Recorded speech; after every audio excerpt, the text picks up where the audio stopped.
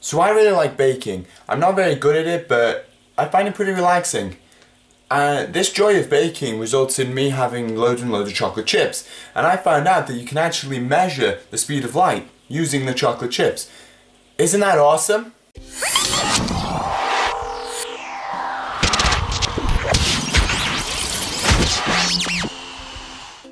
So here we have our experiment. We've got the microwave. I've turned the turntable upside down so that it doesn't rotate anymore, and then we put a plate inside with a row of chocolate. What we're going to do is we're going to put it on for about 20 seconds and have a look what this shows us. So let's get on with it.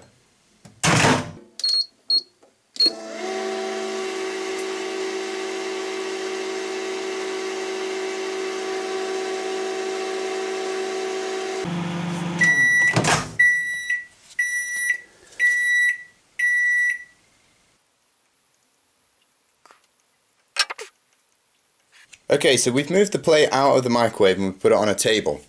Now what we're going to do is we're going to look at where the pointer is melted and measure the distance between them all. So if we start from one end, we measure across.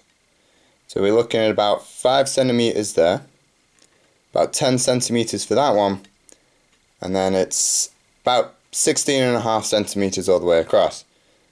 So now we need to work out what our actual wavelength is. So if we started at this edge where it is melted and we move to where it is next melted, that should be half a wave. And we go to where it is next melted and that is completing the full cycle. So say it goes up, meets down at the center line, then goes down and meets at the center line again. One wave. And this brings us at about 9.5 centimeters.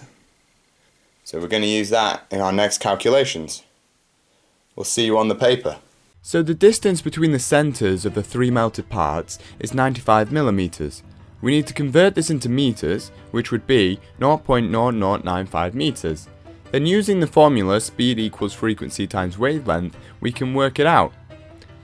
The frequency of a microwave is 2.5 times 10 to the 9 Hertz, because this is the wavelength that water absorbs the most. Then the distance between the centres of the melted parts is the wavelength.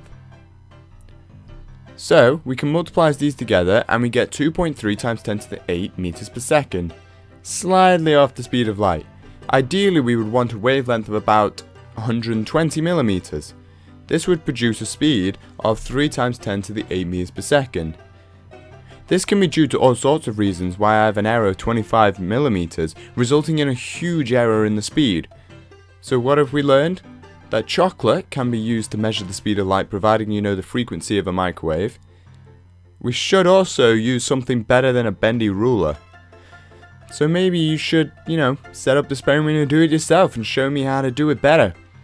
But this has been ES Einsteinium. Hit that subscribe button, check us out on Facebook and Twitter. Stay awesome.